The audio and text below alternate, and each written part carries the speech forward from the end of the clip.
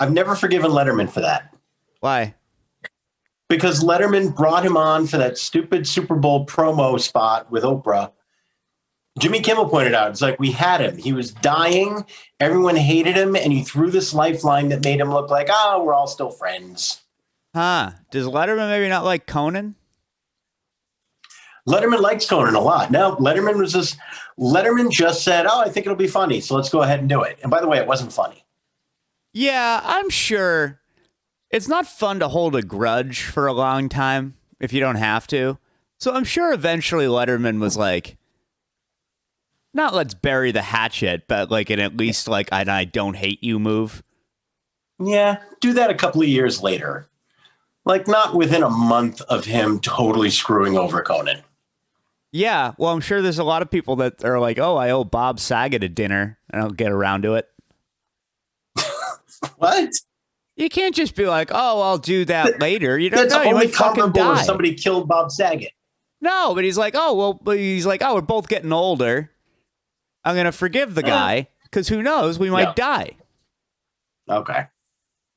All right. Yeah. And I have I have 19-year-old girls to fuck. It's a great point. He got Bob off was a very busy guy. That proves how much money Dave Letterman has. Oh, was Dave Letterman with the 19-year-olds you're saying? Yeah, the interns? Oh, yeah. I forgot about that. Yeah, Letterman got off pretty easy with that. Very selective memory. Yeah. Yeah. So, because like you're mad on one hand because a guy accepted a job he was offered, but then you're not mad at the guy who fucked the 19-year-old girls when he was 65.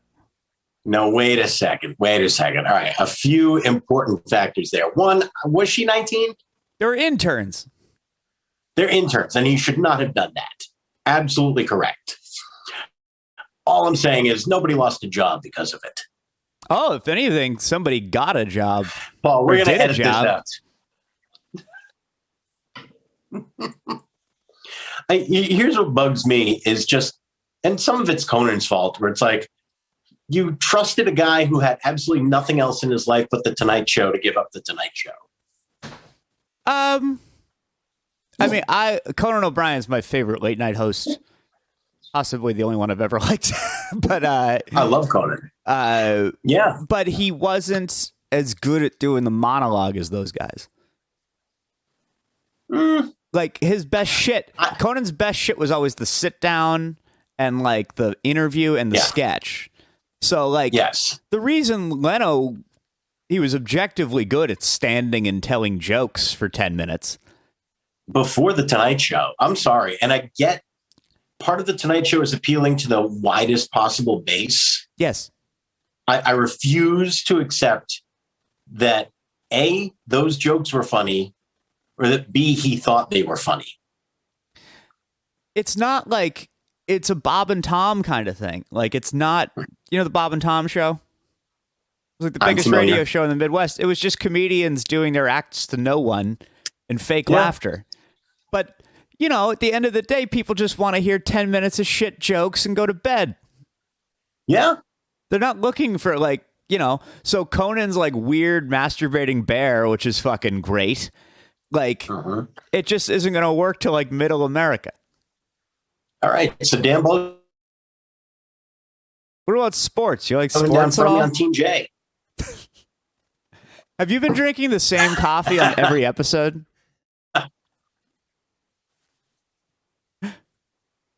No, remember you gave me grief about drinking Diet Pepsi, so now I'm a tea guy on the episode. Okay. This is yerba mate. Oh, yeah, no, I find Diet Pepsi repulsive. It's the same cup. I was thinking that you were working off of the same, because I feel like you have that Yeti on every episode. Yeah, no, you can refill these, though. Yeah, but I thought it'd be fun if you never weren't drinking out of the same drink. That would be fun. And a Yeti could probably pull that off. We should talk to the writers' room about that. We should make that a recurring thing. That fucking, what was it, 10 degrees the other day or something like that? I left a coffee in my car for like 10 minutes and the Yeti kept it hot. It doesn't make any sense. Yetis are quality. Yetis are quality. What if it could solve global warming? Just put the whole world in a Yeti. Are you frozen or are you thinking? It's amazing no one talks to us about solving the world's problems. I was frozen. Oh, okay, good. It's remarkably similar. This is long COVID, baby. Thinking makes for bad radio. It's better to be fast and wrong. That does seem to be the recipe. Did I for text you and success. Patterson the thing I heard on 98.5? The call-in? I don't know. What'd you hear? It was about the Celtics, which is good because this is ostensibly a sports podcast. But the kind we use things like ostensibly on. Right. A guy calls 98.5. Very clear. I don't know who the hosts are. I listened like basically by accident. Guy calls in. He goes, "Hey, listen, we had Stevens last year, and we got this guy this year. It just seems it doesn't matter what color this guy, the coach is. These guys just don't want to listen." That sounds like EEI. Are you sure you were listening to 98.5? That was a 98.5, baby. Wow. I will contend man. it doesn't matter who coaches the Celtics. We don't have any shooting. Yeah, it's a poorly constructed team. They've won 3 straight over really bad competition. It should have been 5 straight because it's all been bad competition. We managed to lose to the Spurs. We lost a huge lead to the Knicks. And then we finally beat the Knicks and beat the Pacers twice. And I don't feel any better about this team. Yeah, that Knicks game, the Frenchman, I've never seen anybody shoot that well. Yeah. That was like the hottest I've ever seen a guy shoot. It was ugly. And I mean, we always make that possible. I feel like we say that about guys facing our team a lot. Yeah, but this was stupid. And I was listening to that book. It was a Michael Lewis book, The Undoing Project, about the guys who came up with Moneyball in the 60s. Okay. And I had listened to a thing that day about how the hot hand is like a bullshit thing. And it's like, when you watch that game, there's no way that can be true. Yeah. That's I don't where buy like that. statisticians and shit lose me. Yeah. Because at some point, your emotions come into play, and just the fact that you feel great means there's no hitch in your shot. You feel your release is probably going to be smoother. Like, you got to take that into account at some point, don't you? Exactly. Yeah, clutch is real. And I understand you present some evidence for making sports less fun, but yeah, I don't buy that. And the fact that has anyone done more to ruin joy over the last 20 years than Michael Lewis? I like Michael Lewis. I'm sure I'd hate him if I met him. Yeah. He seems But I mean, a he little championed waspy. making baseball dramatically worse. Yes. And also making you believe in guys and like baseball magic. Yeah. Less. The word sabermetric literally translates to nerd sword. Yeah, I remember reading Moneyball and just going, even in the moment, thinking, "Oh man, baseball's about to get a lot worse." I contend it was always bad. I understand. And that Did you see the movie? Huh? The movie's great. Did you see the movie Moneyball? Yeah, I love the It's movie. a really good movie that is incredibly inaccurate and is a better movie for people who don't like baseball than people who do like baseball. Because they don't mention that they have 3 aces. Yes. Yeah. Also, the league MVP in Miguel Tejada. He won the MVP that year, and he's never even mentioned. Oh, he was a roid guy, right? The shortstop? Probably. He was shortstop? Yeah. Yeah. He was a roid guy because he fell off like crazy.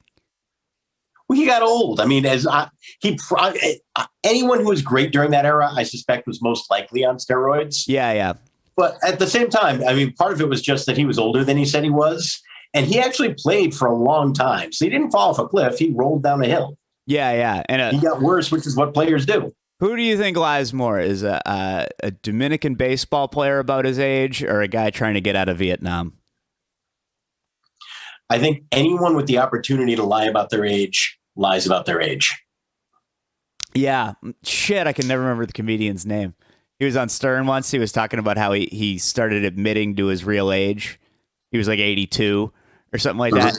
because he woke up and he's like, it was his birthday and he'd been lying about his age for so long. He was like, he was depressed that he was 75.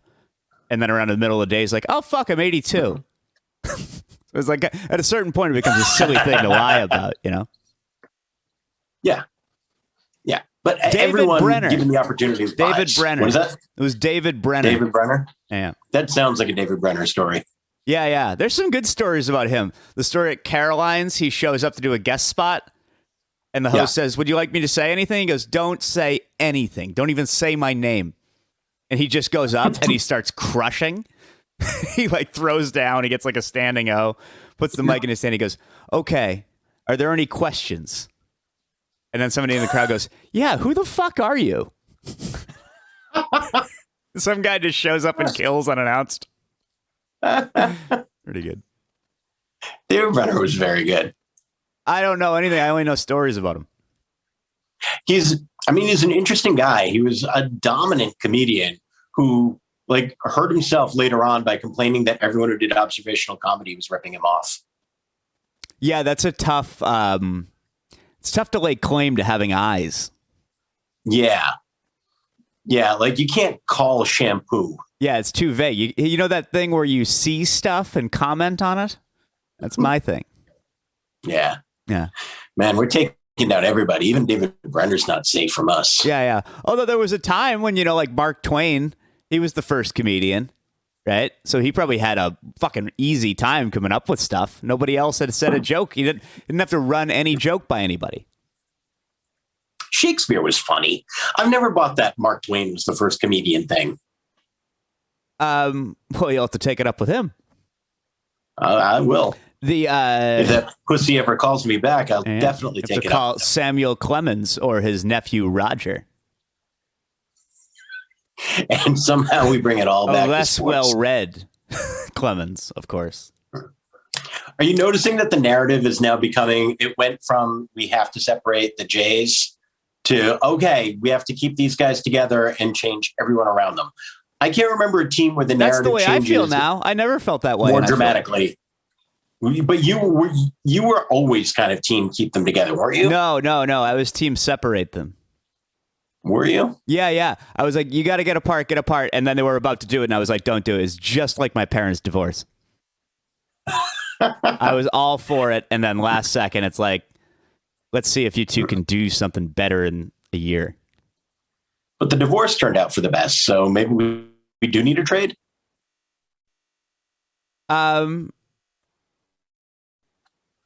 Yeah, you're bringing up tough memories. No, they never got divorced. I'm commenting on it. Oh, they're still together? Oh, no, one of them died.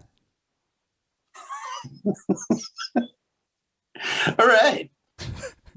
Anything else positive? We've already done divorce, death, and Vietnam. I don't know. Between that and 3 straight wins, I'm having a good week. I'm performing. It's not bad. I'm performing in Foxborough tomorrow night during a football game. That's not going to be fun. What about the football game? I'm performing at CBS Scene in Foxborough at Gillette Stadium tomorrow night during the Patriots game.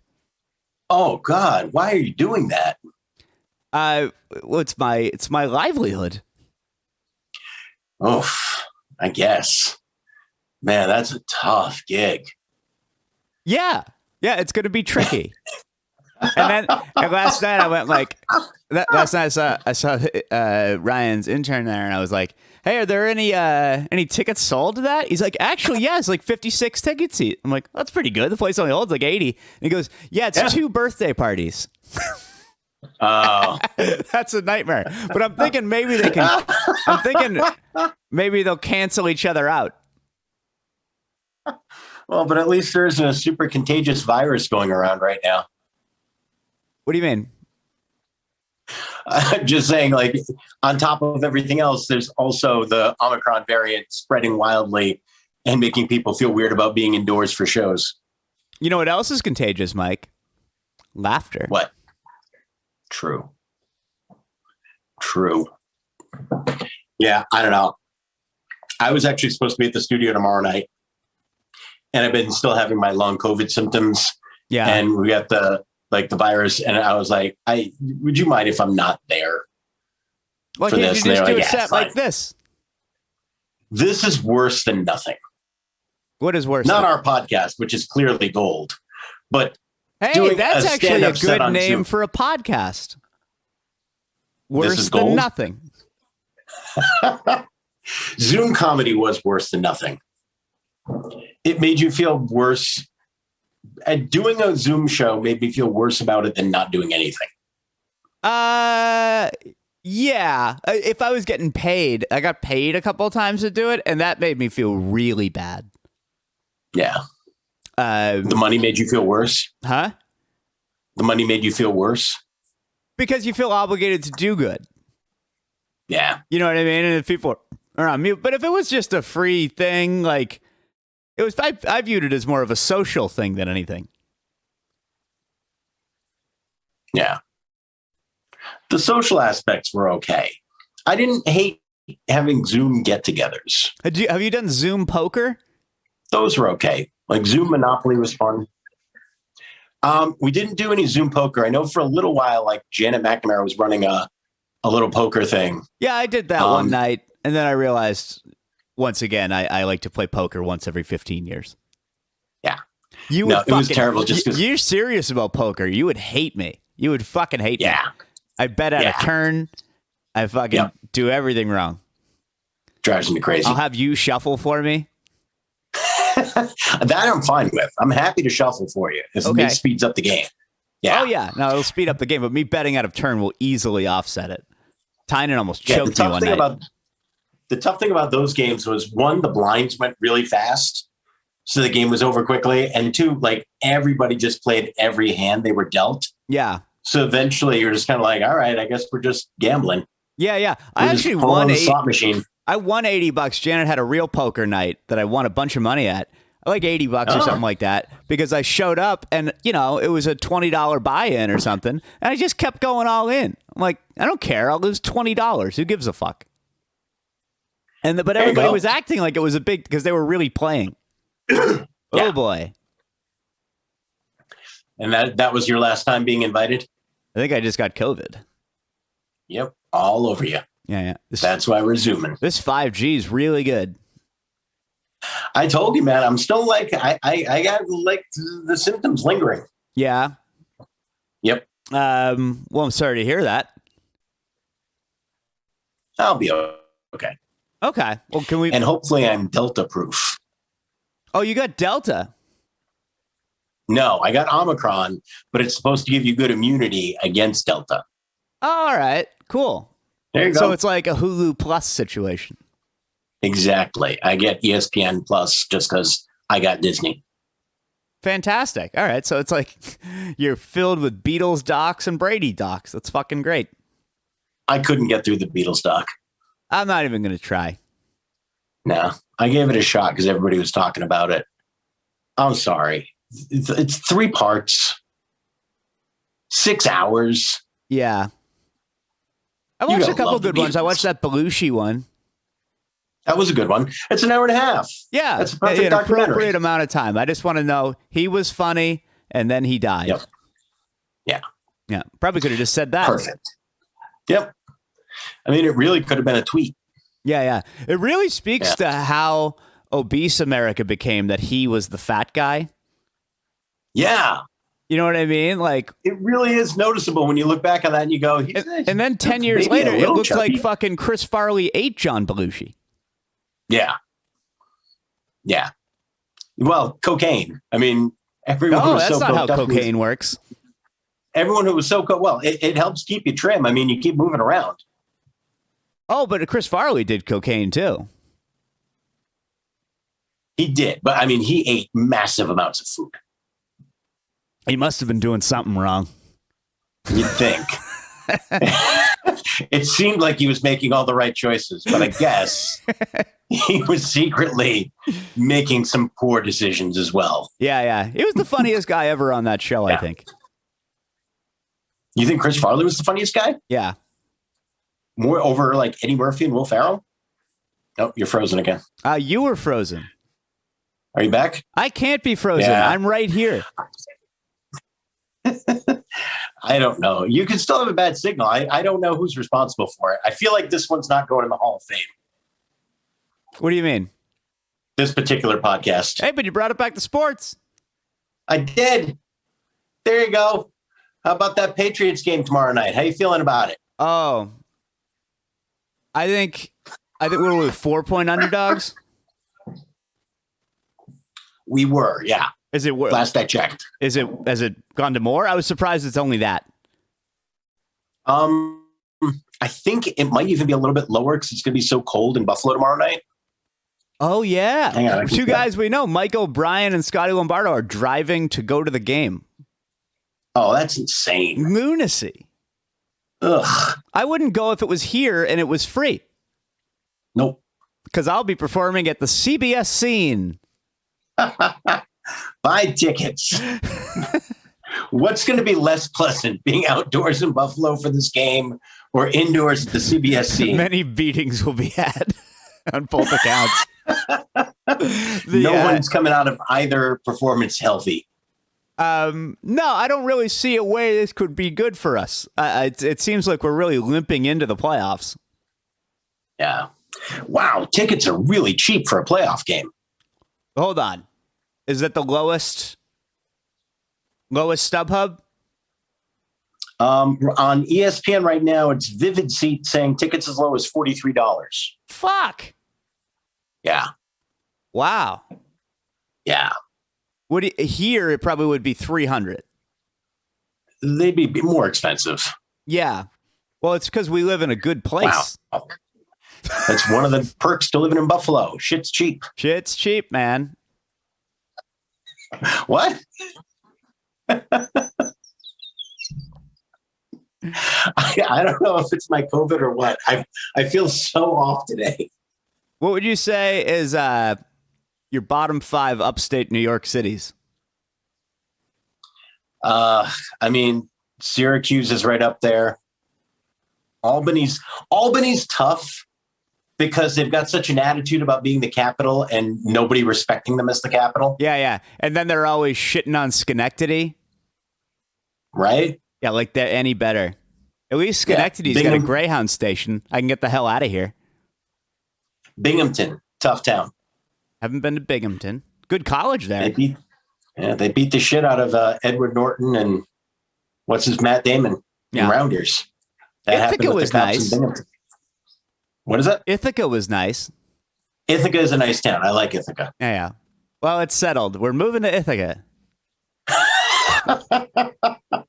Careful, all the ladies at Ithaca State College. We're on our way. Turns out it's all lesbians in Ithaca. Sure. They might just be pretending once we get there. Thinking of that, actually, I would have thought your denim shirt would have worked out pretty good. Oh, it's not bad. I just show up at an Indigo Girls concert and they're like, welcome home. That's a lot of pocket on that shirt. That's 2. You just mean the size of the pockets. You could put like 2 women's wallets in that fucking thing. No, ladies' wallet wouldn't fit in there. That's a guy's wallet. Ladies' wallet's going to be too long. It's going to be popping out of the top. Well, in any case, at the very least, you could save on canvas bags. Mm-hmm. Put your groceries in your breast pocket. Yeah. So, I mean, this is really a shirt built for the plastic bag ban. I'm saving the planet. Fuck are you doing? Forgetting my canvas bags again. So can the Patriots actually win this game tomorrow night? I'm going to go with no.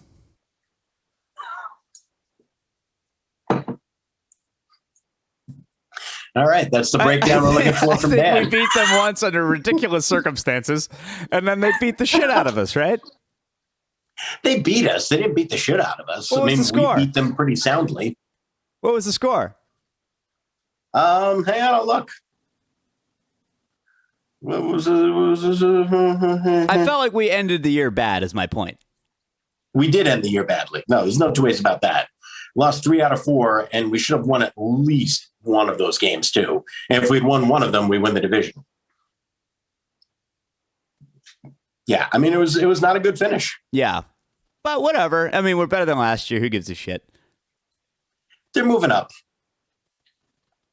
Let me see. Week 16, it was Bills 33, Patriots 21.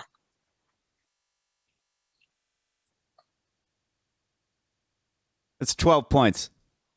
Yep. That's what I got too. Yeah. Okay.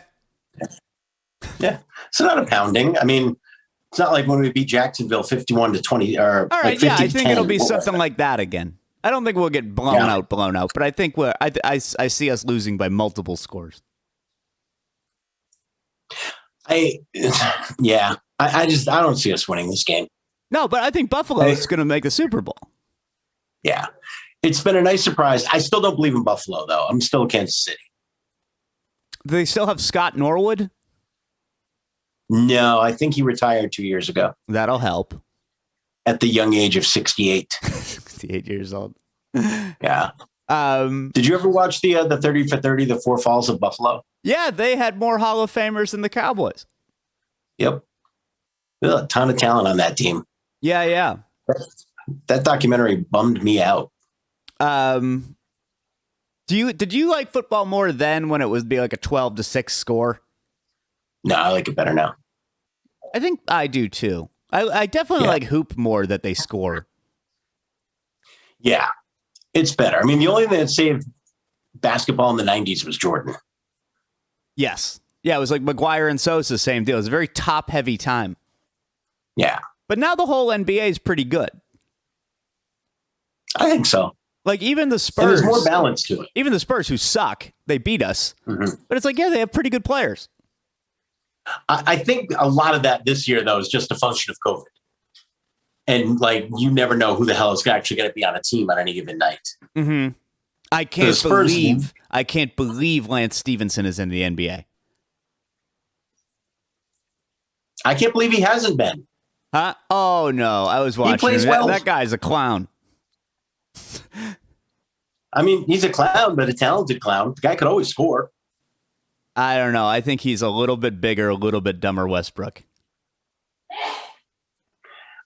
Westbrook was an MVP. Westbrook may be murdered by LeBron within 2 weeks. That's entirely possible. It's incredible. He's not even getting to like run point anymore. Yeah, it's rough. I've said before, like that's the most untradeable contract in the NBA. I really don't see how anyone could possibly take that contract on now. A team just traded half their team for him. Yeah. I mean, the Lakers did it, and look how bad they are right now. I can't believe. Is there any team that you could look at that would go, all right, we'll give you anything for Russell Westbrook? Would anyone take that contract on for free? They could have gotten DeRozan for less. If they said second round pick and no, nobody would. It's a bad. I'm not talking about the free agent period. I mean, everyone knows it was a bad decision. Yeah. Right now, is there any team in the NBA that says, hey, we'll give you a second round pick because we have to give you something for it. We'll trade second round picks and we'll take Russell Westbrook off your hands. No. One. Well, you can't do that. You have to match the salaries. But hypothetically, no. I could see him being in China. But a team with enough cap room doesn't have to match the salaries. If a team like Oklahoma City just said, hey, we've got nothing but picks here. We'll trade second round picks. We're trying to lose anyway and just to be nice. Would they? No. That's still too much money, and they're already bad, so they don't need him to lose more. Yeah, but if you have him now, you can almost guarantee being bad. You're already guaranteed to be bad. And I'm not completely sure. Here's the thing. I'm saying nobody will take him, but he almost single-handedly got the Wizards to the playoffs last year. If he's not in LA in a really bad fit, can he still help some team be better? No.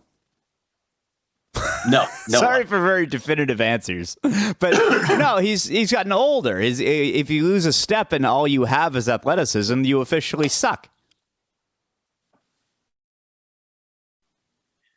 There is a part of me, a sick, unhealthy part of me, where if he got bought out and just came here for the minimum, I would be a little bit curious to see if having a guy who at least wants assist numbers would help with this team. No. I wouldn't let him into the airport. What about like with the Rhode Island airport? What if you didn't have? You had to go a long way to pick him TF up. Green is awesome. You're right in and out of there. It's the best airport. Ski lodge. They have a Johnny Rockets. Yep. TF Green is the best airport. Whenever I have the choice, I will go to TF Green. Yes. I got weird story here. That's probably not going to be interesting. So, Paul, make a note of this. Get ready to cut this out. Yeah. As opposed to the rest, which has been gold. This is all getting bronze, baby. I had to take a friend to the airport to TF Green. But there was that during that time in the 90s where they were trying to call it Providence Airport for whatever reason. Yeah, it's nowhere even though near it's not Providence. in Providence. Yeah. So I'm driving. We go through Providence. We leave Providence. She said, wait a minute. We're going to Providence Airport. I said, no, I know they call it that. We're going to TF Green. She's like, no, that's the wrong airport. I said, it's Rhode Island. How many major airports do you think we have? We don't have another airport. This is the airport. She's like, it's Providence Airport and you're leaving Providence. That doesn't make any sense.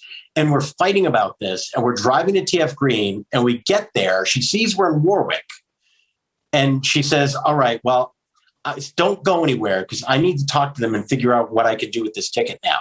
Mm-hmm. But what are you talking about? You're going to use it and get on the plane. That's what you're going to do. So she went into the airport and I'm sitting there very smug, waiting for her to come out and say, you were right. This is the airport. Thanks for the ride. She comes out and she says, all right, well, they said I can use here. Yeah, of course you can use it here. This is the airport. That ticket is useless everywhere but here. And for the next 10 years, she would not admit that we went to the right airport. Fuck. Yeah, for a second, I thought there was going to be a little strip of, like a little strip airport there for a second. Man, I thought you were going to hit her.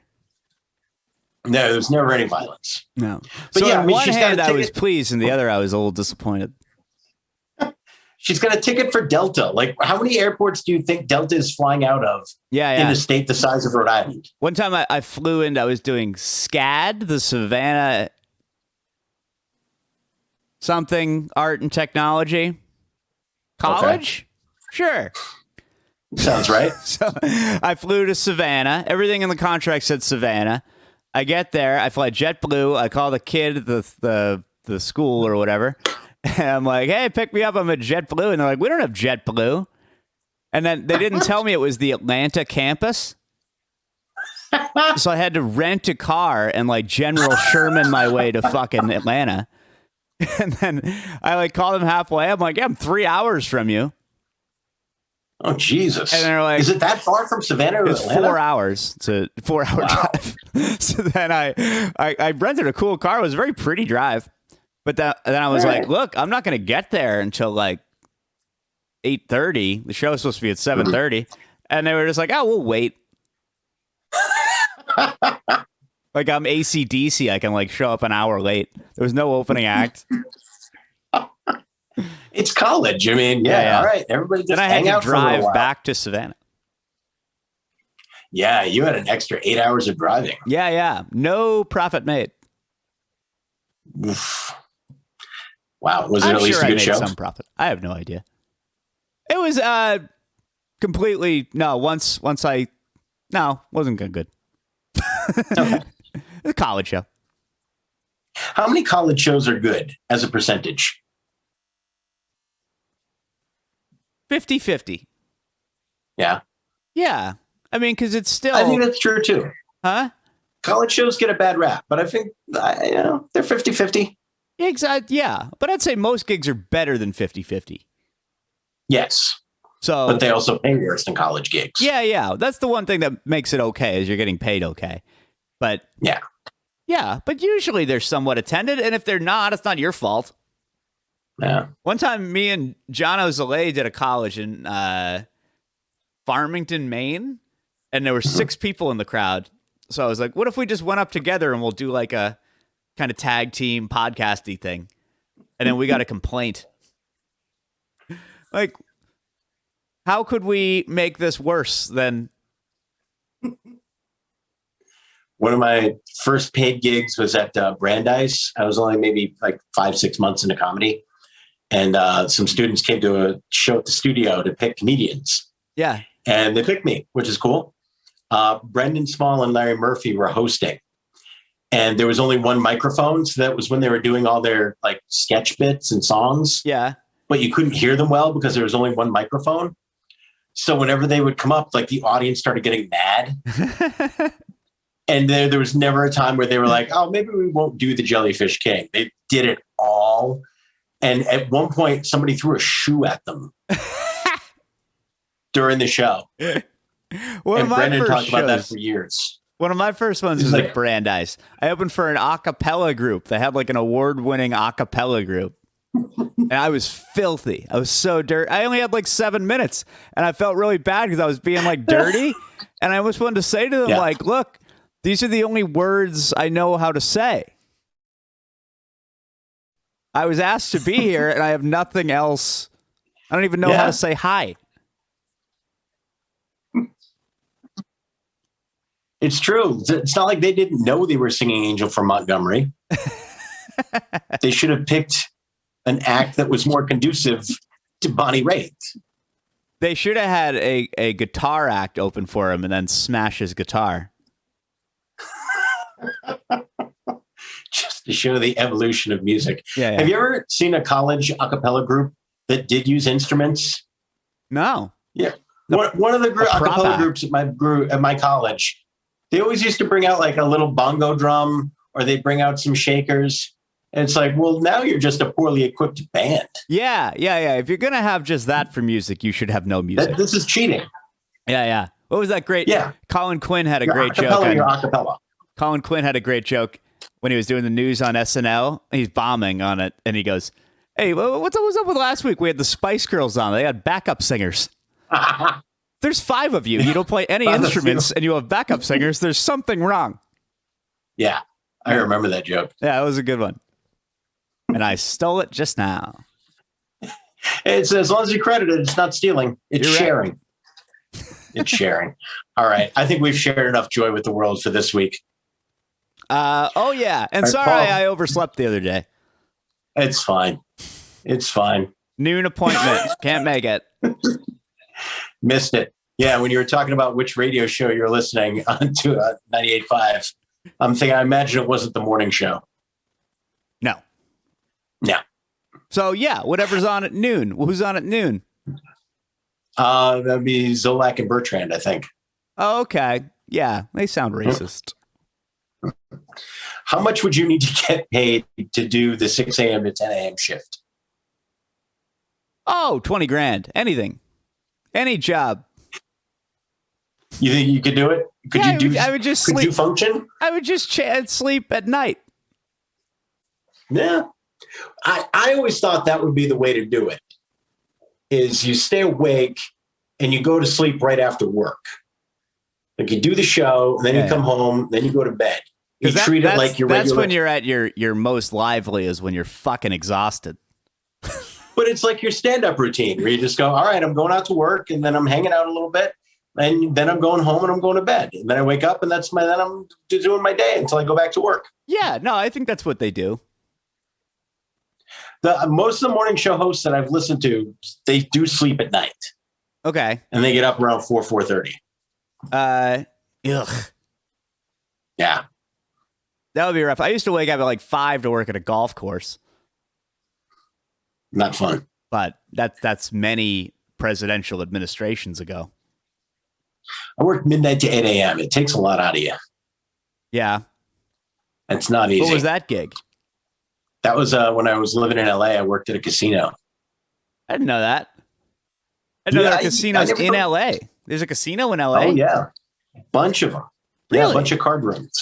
So, yeah, games of chance aren't legal. It's a long story. I don't know if it's interesting enough for this. Okay, well, next time.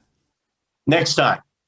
All right, we'll make a note of that. The fans are going to demand my tales of working in the casinos of LA during my time in Hollywood, shooting my pilot with Master P. It's a hell of a story. It's a hell of a tale. And you all sat through this. All right. And if to be anybody wants teased for me, something interesting next week. I'll be tying a noose in Foxborough tomorrow night. Might keep the COVID out of your lungs. The weed will, apparently. Now, I've made all the wrong life choices. Yeah, apparently it does help. I haven't gotten it. It's true. I've been to Key West 3 times. Yeah. I mean, even if you're not smoking, that's kind of like secondhand. All right. Till next week. All right. Paul, see if you can chop 12 good minutes out of this one, okay?